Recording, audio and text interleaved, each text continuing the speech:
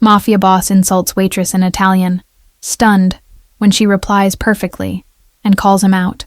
The restaurant fell silent as the man's fist crashed against the wooden table, causing wine glasses to tremble precariously. His dark suit, perfectly tailored to his broad shoulders, marked him as someone important, someone dangerous in the quiet streets of Boston. His entourage of 6 men stiffened, hands instinctively moving beneath their jackets as their boss's face contorted with rage. The young waitress had simply informed him that his preferred table was unavailable tonight, a minor inconvenience that somehow warranted this explosive display. Sei un ristorante patetico. Non sai chi sono? He snarled in perfect Italian, his accent revealing northern roots as he continued his tirade, assuming no one could understand his vicious insults. The restaurant patrons looked away nervously, pretending not to notice the unfolding drama. The waitress, a slender woman with auburn hair tied back in a simple ponytail, stood perfectly still, her expression unreadable as she absorbed his verbal assault. She wore no makeup save for a touch of lip gloss, her natural beauty needing no enhancement. 3 seconds passed in tense silence before she leaned forward slightly, her green eyes locking with his cold blue ones. Capisco perfettamente, signore, she replied in flawless Italian, her accent impeccable. E lei dovrebbe vergognarsi di parlare così. The color drained from the man's face as she continued in Italian, informing him that she understood every word, including his crude insults and threats. The restaurant remained frozen in collective shock as she suggested he could either wait 15 minutes like everyone else or find another establishment. His men exchanged worried glances, unsure how to react to someone standing up to their feared boss. The man himself seemed caught between fury and fascination, his eyes narrowing as he studied her with newfound interest. "Who taught you to speak like that?" he asked in English, his voice softer now, but still carrying an edge of danger that made nearby diners shift uncomfortably in their seats. His question contained more than mere curiosity. It held suspicion. "My grandmother was from Florence," she answered simply, maintaining eye contact without flinching. "Now, would you like to wait at the bar, or should I direct you to another restaurant in the area?" Something shifted in the man's expression, a flicker of respect, perhaps even amusement. His entourage remained tense, hands still hovering near concealed weapons as they awaited his reaction to this unexpected challenge. "The bar will be fine," he finally said, rising slowly from his seat with a fluid grace that belied his imposing frame. "And bring me your best scotch." Neat. The tension in the restaurant began to dissolve as he moved toward the bar, though conversations remained hushed. The waitress released a breath she hadn't realized she was holding, her hands trembling slightly as the adrenaline continued to course through her veins. Later that evening, as she delivered his table's appetizers, he placed a generous tip beneath his water glass and slid a business card across the table.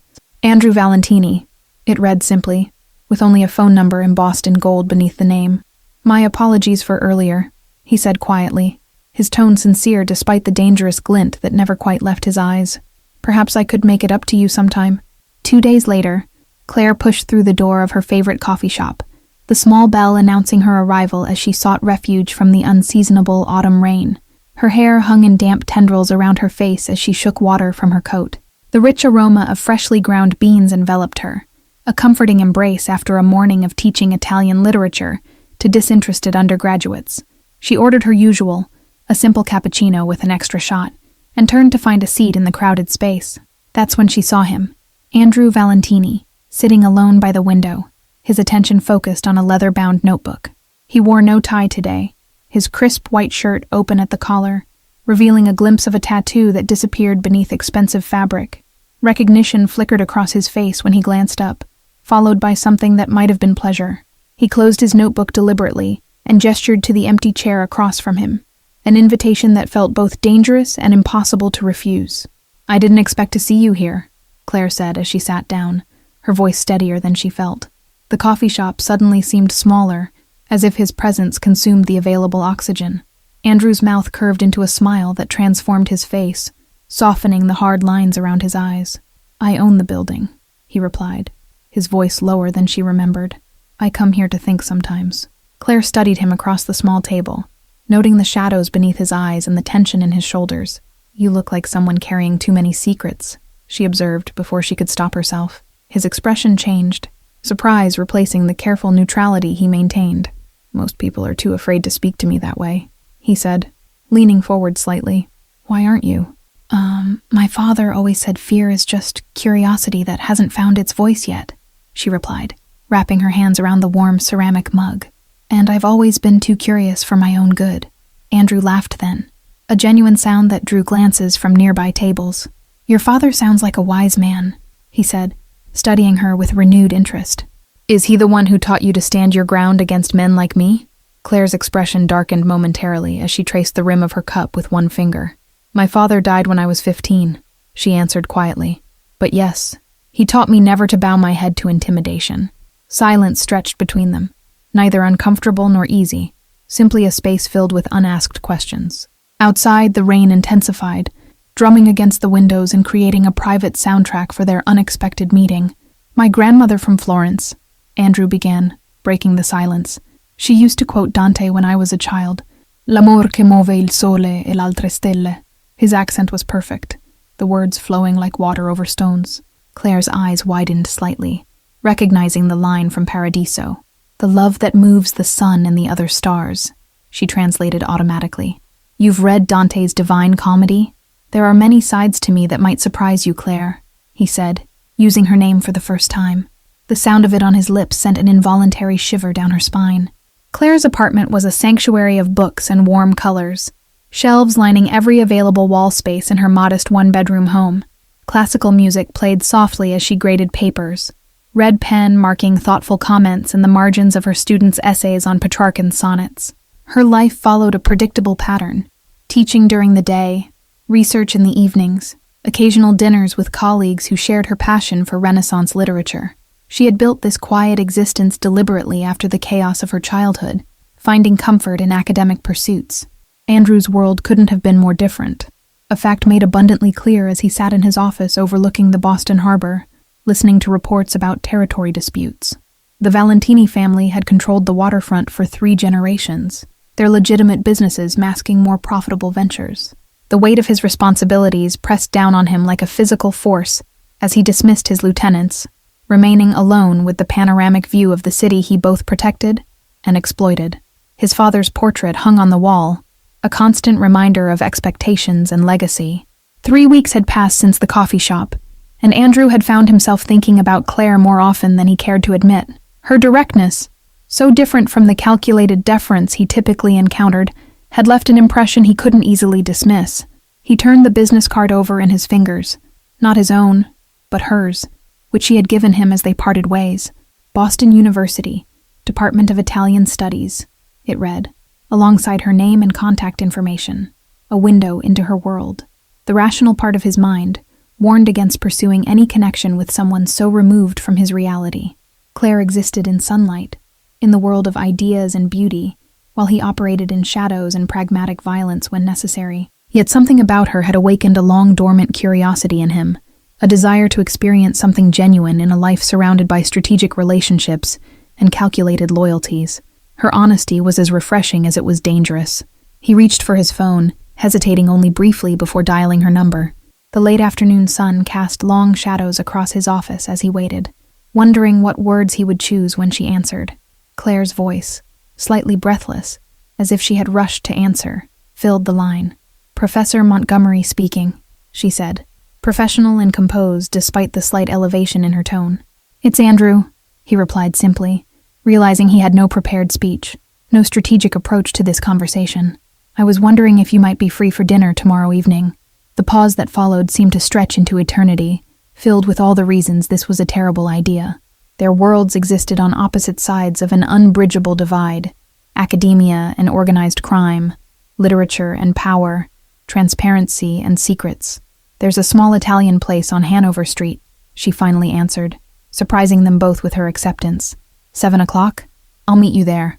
As he confirmed the details, Andrew felt something shift within him, a subtle realignment of priorities.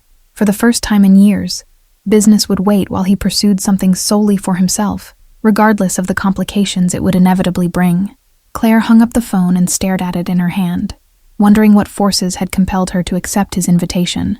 Something in his voice had reached past her carefully constructed defenses, touching a part of her that craved more than the safety of books and classrooms. The small Italian restaurant on Hanover Street buzzed with conversation as Claire entered, her emerald dress catching the soft glow of pendant lights. She spotted Andrew immediately, seated in a corner booth away from windows, two of his men lingering discreetly at the bar.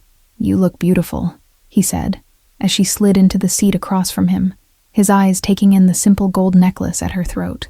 The restaurant owner himself approached with a bottle of wine, bowing slightly to Andrew with obvious deference. Claire noticed how other diners glanced their way, curiosity and apprehension mingling in their quick looks. "People are afraid of you," she observed quietly as the wine was poured. "Does that bother you?" Andrew considered her question, swirling the ruby liquid in his glass before answering. "Fear creates distance," he finally replied. "And sometimes distance is necessary in my position." They ordered in Italian, the conversation flowing more easily than either had expected as they discovered shared interests beyond Dante. Andrew spoke of his travels through Tuscany, while Claire described the year she spent researching in Florence archives.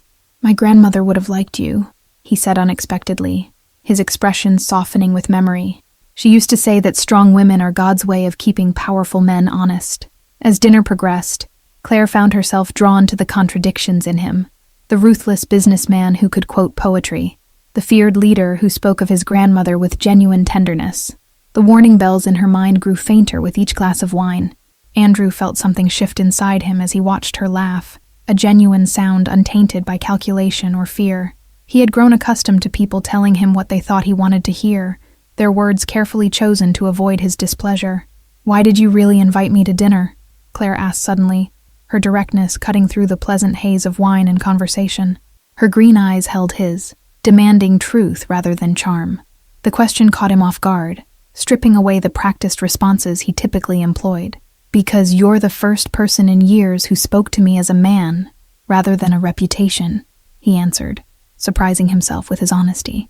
Claire nodded slowly, accepting his answer without comment as she sipped her wine. Outside the restaurant, a black SUV with tinted windows pulled up, the driver watching the entrance with calculated vigilance.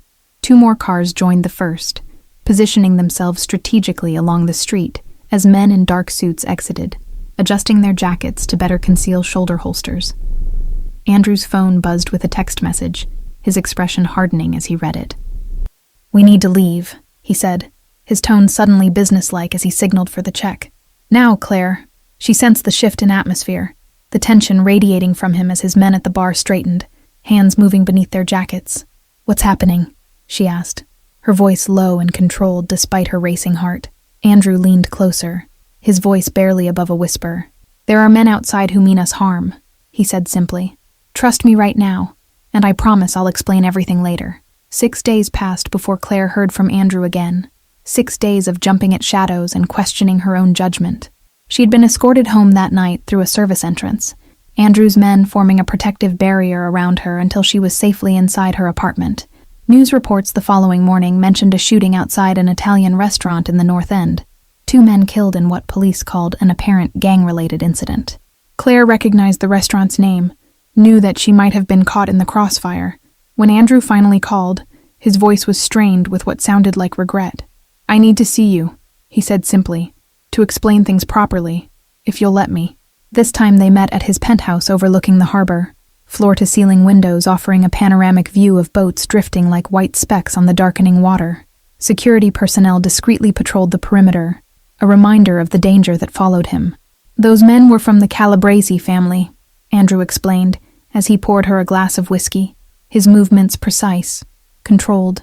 "They've been trying to move into our territory for months now." Claire accepted the drink, letting the amber liquid burn a path down her throat. "And what exactly is your territory?" she asked, no longer willing to dance around the truth of who he was. Andrew studied her for a long moment, weighing his response. "Import, export, construction, waste management," he began, then paused, adding more softly, "protection services, some gambling operations, control of certain shipping routes."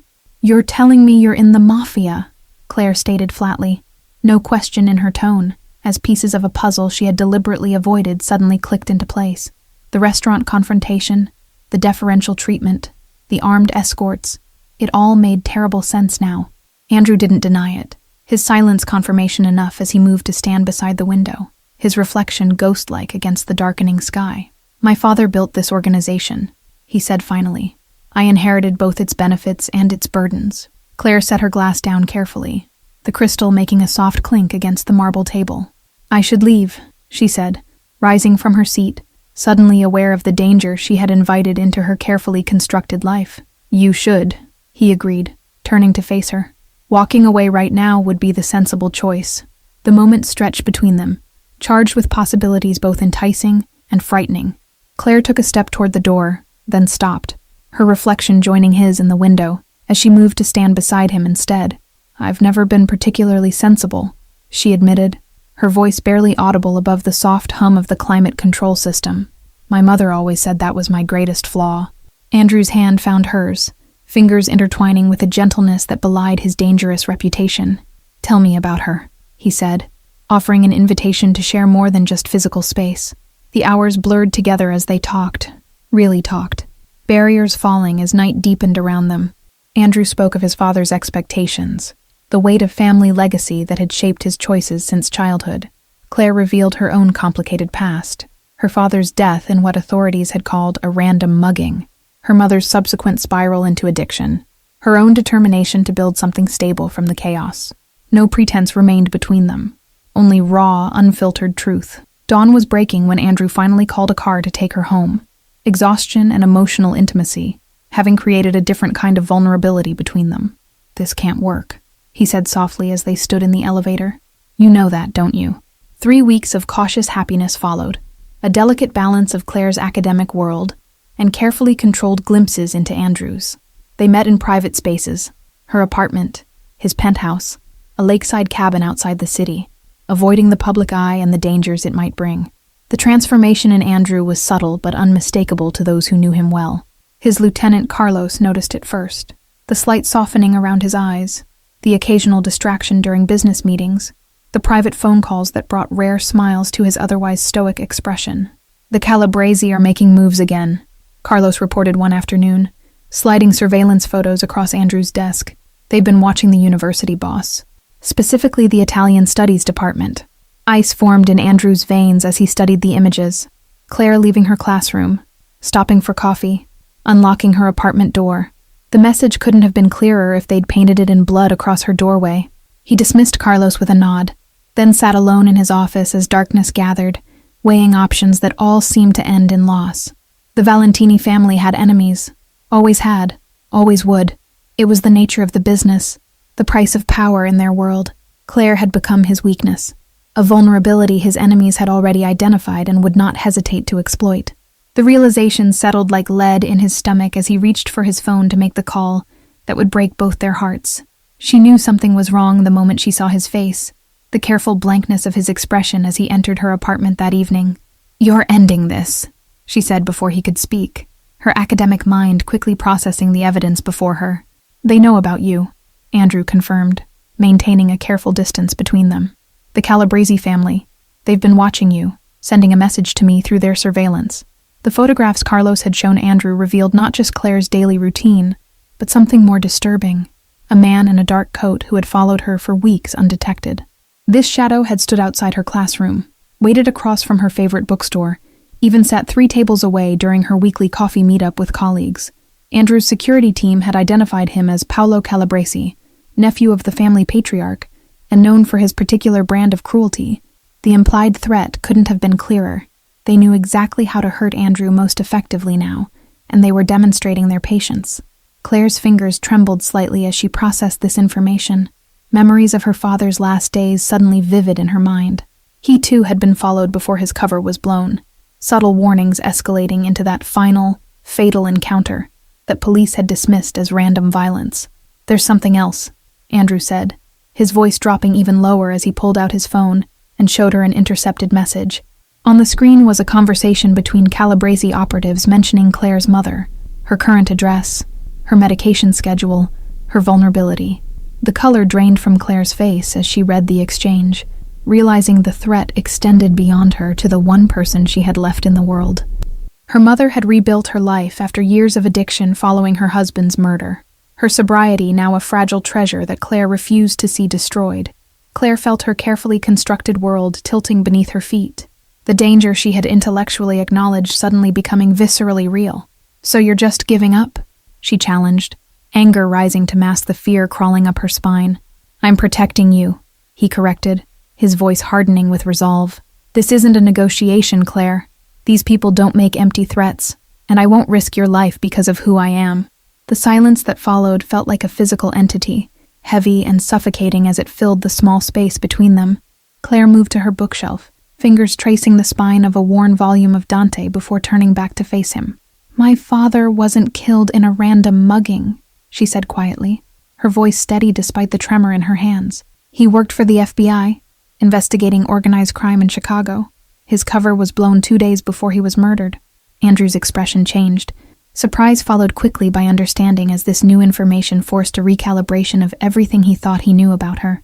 "You knew exactly who I was from the beginning," he realized, the pieces falling into place. "I recognized your name that first night at the restaurant," she admitted, meeting his gaze without flinching. "The Valentini family has quite the file in federal records. I should know. I've read it cover to cover." Andrew moved toward her then, stopping just short of reaching out. "Why would you put yourself at risk like this? Was it some misguided attempt at justice for your father?" Claire shook her head, a sad smile touching her lips.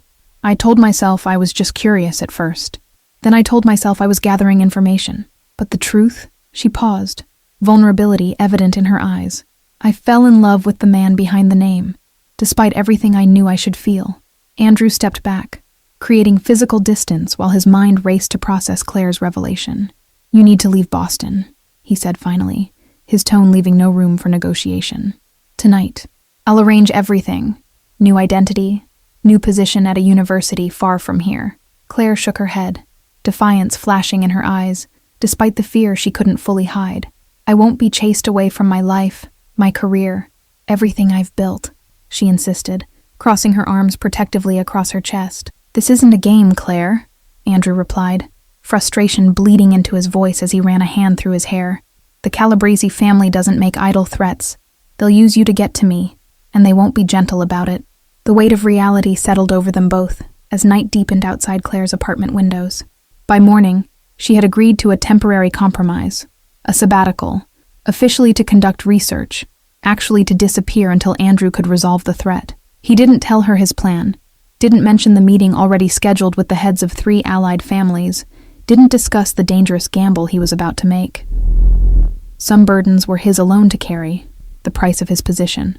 The goodbye at the private airfield was brief, practical, both of them aware of watching eyes that might report back to enemies.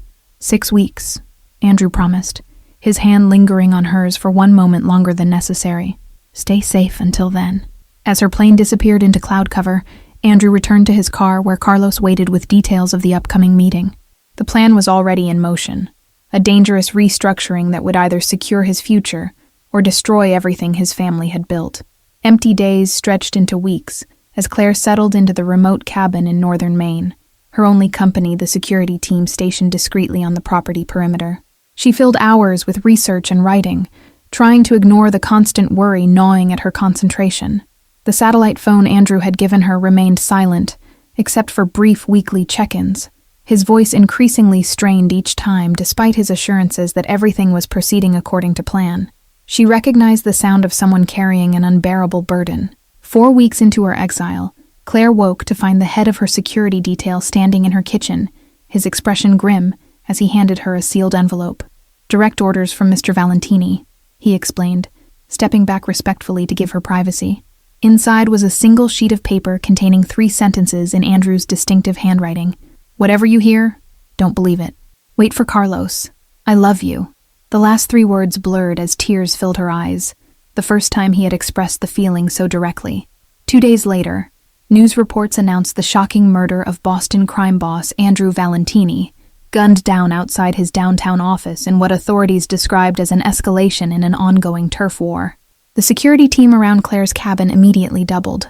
Carlos arrived 3 days after the news broke, his face haggard with exhaustion as he presented Claire with a thumb drive and a set of passports. "He wanted you to have these," he said simply, refusing to elaborate further as he escorted her to a waiting helicopter. The contents of the thumb drive explained everything. Detailed evidence of the Calabrese family's operations, financial records of corrupt officials, locations of weapon caches and drug warehouses. Andrew had compiled enough evidence to destroy his rivals completely. The most damning evidence came from an unexpected source. Andrew had somehow obtained internal Calabrese family documents linking them directly to the murder of Claire's father 8 years earlier. The hit had been ordered as retribution for his undercover work, with details that had never been released to the public or even to his family. Claire sat frozen in her cabin's living room, staring at her father's case file that Andrew had included. Information the FBI had deliberately withheld from her family. The official story of a random mugging had been a convenient lie, protecting ongoing investigations while denying them closure. Among the evidence was an audio recording of Paolo Calabrese boasting about eliminating the Montgomery problem, describing with sickening detail how Claire's father had been followed for weeks before the carefully staged robbery that left him bleeding in an alley. Her hands shook as she forced herself to listen to the end. Andrew had included a personal letter explaining his plan. By sacrificing his own identity and position, he could ensure the Calabrese family would fall completely while creating an opportunity for them both to escape the cycle of violence. His detailed confession would be released only after he was presumed dead, timed precisely to maximize damage to his enemies. The final coordinates led to a coastal property registered under a shell company, purchased 3 years earlier when Andrew had first begun contemplating an exit strategy. Before meeting Claire, it had been merely a contingency plan. After knowing her, it had become his goal, a possibility of something he had never dared hope for: freedom.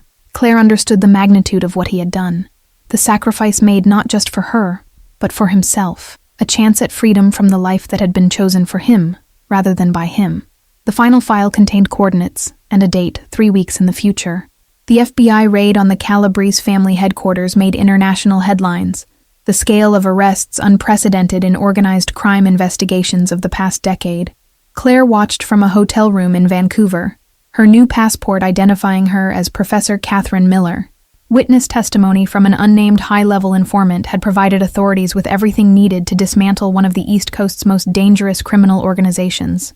Speculation about the informant's identity ran wild in news reports and social media. Prosecutors announced immunity deals for several members of the Valentini organization in exchange for testimony against the Calabrese family and corrupt officials. The carefully orchestrated legal maneuver bore the unmistakable signature of someone who had planned every detail. Carlos arrived exactly 2 weeks after the raids, bringing news that the remaining Valentini operations had been legally restructured under legitimate business entities. He transferred everything, Carlos explained. All legitimate now, with the right people in place. Claire listened in stunned silence as Carlos detailed the transformation Andrew had engineered, the charitable foundation established in his grandmother's name, the scholarship fund for children of violence victims, the witness protection arrangements for former associates willing to leave the life. He planned this for months, she realized aloud, pieces falling into place as she remembered his distracted moments, the late-night phone calls, the mysterious meetings. The Calabrese threat just accelerated his timeline. Carlos nodded, a rare smile crossing his weathered face. Boss always said meeting you changed everything, made him want something different, something better. He handed her a final envelope before departing. The coordinates he sent. Be there in 1 week. The small coastal town in Oregon seemed worlds away from Boston's criminal underworld, waves crashing against rugged cliffs as Claire drove along the winding road. Her heart pounded against her ribs as she approached the isolated cottage perched on the headland. She hardly recognized him at first. His hair longer, face thinner, designer suits replaced by casual clothes that somehow made him seem both younger and more substantial. Andrew stood on the porch watching her approach, uncertainty visible in his posture. The reports of my death were greatly exaggerated, he said, as she stepped from the car, his attempt at humor undermined by the vulnerability in his eyes. The question hung unspoken between them. Would she stay now that everything had changed? Claire crossed the distance between them slowly, taking in the changes in him, the weight of leadership visibly lifted from his shoulders. So who are you now, if not Andrew Valentini? She asked, stopping just short of touching him. The cottage held other surprises. A small office with 2 job offers already arranged, university positions that would allow them both to teach while maintaining a low profile. Andrew had leveraged connections far from his criminal world to secure these legitimate opportunities, ensuring they would have means to support themselves. On the bookshelf beside classics of Italian literature sat several leather-bound journals, Andrew's personal writings from the past year, documenting his gradual disillusionment with the family business and his increasingly desperate search for a way out that wouldn't result in bloodshed for those loyal to him. My grandmother once told me that a man can't outrun his past, but he can choose to plant different seeds for his future, he said, leading Claire to the back porch that overlooked the crashing waves below. The view stretched endlessly, a metaphor for possibilities neither had believed were within reach. Claire noticed the subtle changes in his demeanor. Gone was the vigilant tension that had characterized his movements in Boston, the constant awareness of threats and calculation of advantage. In its place was something approaching peace, though old habits remained in the way his eyes still scanned the perimeter periodically.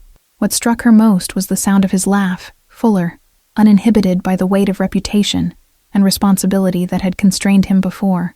When he spoke of their future possibilities, his hands moved animatedly, painting pictures of ordinary joys that had once seemed impossible fantasies. "David Wells," he answered, presenting a new identity created through channels that wouldn't be traced back to either of them. History professor with a specialization in Renaissance Italian literature. Apparently, I've just been offered a position at Pacific Northwest University. Sunlight broke through clouds as Claire closed the final distance between them, her hand reaching up to touch his face, confirming the reality of his presence. "Professor Wells will need someone to show him around the department," she said softly. The kiss that followed was different from those they had shared before. No shadows lurking at the edges, no unspoken threats hanging over their heads, just the possibility of something neither had dared hope for. Second chances were rare in either of their worlds. Andrew led her inside the cottage, where books already lined shelves and research papers were spread across a desk by the window. "I've been catching up on my Dante," he explained, a hint of his old confidence returning as he showed her his new life. 1 year later, Claire stood in the faculty lounge of Pacific Northwest University, watching David interact with colleagues during the department's welcome reception. He moved with ease among the academics, his natural charm and genuine interest in their work quickly making him a favorite. No one questioned their backstory. They had met at a conference in Florence, bonded over shared research interests, fallen in love amid ancient architecture and poetry. The simple narrative contained just enough truth to be convincing, while revealing nothing of the danger that had brought them together. "Your husband is quite the addition to our department," the dean commented, joining Claire by the refreshment table. "His paper on modern interpretations of Dante's Inferno has already been accepted for the symposium in Chicago next month." Claire smiled, pride mixing with amusement as she watched David expertly navigate a debate about translation ethics with the linguistics professor. The skills that had once helped him manage criminal territories now served him well in academic politics. Their cottage had become a true home over the past year, filled with books and music, and the comfortable routines of a shared life. Sometimes at night, she would find him standing on the porch, looking out over the ocean with an expression that suggested he still couldn't believe his freedom. The nightmares came less frequently now, those moments when he would wake suddenly, reaching for weapons that were no longer there, haunted by decisions made in his former life. Claire had her own ghosts, her father's memory a presence that both connected and complicated their relationship. They had made a pact to be honest about their pasts while focusing on their future, acknowledging the darkness without letting it eclipse the light they had found together. Some days were easier than others, the transition from their former lives still a work in progress. David excused himself from the academic discussion and made his way back to Claire's side, his hand finding hers with the easy familiarity of people who had faced death together. "Ready to go home?" he asked, the private smile they shared containing worlds of meaning. The drive along the coast was one of their simple pleasures, windows down to let in the salt air as David recounted amusing faculty politics with the same analytical precision he once applied to territory disputes. Some skills, it seemed, transferred surprisingly well across worlds. At home, Claire kicked off her shoes and headed to the kitchen, while David checked the perimeter, a security habit he couldn't quite break, despite the peaceful nature of their new life. Old instincts died hard, particularly those that had kept them alive. Later, as moonlight spilled across their bed, David traced the line of Claire's jaw with gentle fingers. "Do you ever regret it?" he asked quietly, the question he still needed reassurance on occasionally. "Giving up your position at Boston, your colleagues, your name?" Claire turned to face him fully, her answer requiring no thought. "I gave up a job and a location," she corrected, "but I found myself, found us. That's not a sacrifice. It's a choice I'd make again in a heartbeat." David reached for the small box on the nightstand, something he had carried for weeks waiting for the right moment. "I was thinking," he said, opening it to reveal a simple gold band. "Maybe we could make it official. Legally, I mean. With our new names and our new life." Claire's breath caught as she recognized the ring. Not an expensive diamond that would have suited his former status, but a delicate gold band inset with small emeralds, the exact shade of her eyes. The choice reflected everything about their transformation. Priorities shifted from power to beauty. A year and a half after their first confrontation in that Boston restaurant, David whispered the same 3 words in Italian that had changed everything. "Ti amo davvero." "I truly love you." This time, they weren't spoken in anger or fear, but as a promise for their future. The small coastal community had accepted them easily. The new history professor and his wife, the Italian literature specialist who occasionally gave lectures at the local library on Renaissance poetry. Their neighbors found them charming, if somewhat private, never suspecting the vigilance behind their friendly smiles. Claire had found unexpected fulfillment in teaching community college students, many of whom were first-generation Americans or immigrants, seeking education later in life. Their hunger for knowledge reminded her of her own journey, though she kept the darker chapters of her story carefully locked away. They maintained certain precautions: separate bank accounts under their new identities, a secure satellite phone for emergency contact with Carlos, who now managed the legitimate Valentini businesses, and regular security sweeps of their property. Old habits died hard, even in paradise. Each year on her father's birthday, Claire privately reviewed the evidence Andrew had compiled against those responsible for his murder. The satisfaction of knowing the Calabrese family had been dismantled, its leaders imprisoned for decades on federal charges, brought a sense of justice neither she nor her mother had expected to find. The cottage garden had become Claire's passion, a tangible metaphor for their new life taking root. David often found her there among the herbs and flowers, her hands in the soil, building something beautiful from scratch, just as they were doing with their second chance at life together. Outside their window, waves crashed against the Oregon coastline, the rhythmic sound a reminder of time's constant forward motion. The past couldn't be erased, but it could be transformed, just as they had transformed themselves, breaking free from patterns that once seemed inescapable. Thank you all for following this story. If you're enjoying it, please write in the comments which place you're watching from. And don't forget to like, subscribe, and share the video, as your support is important for me to continue creating content here.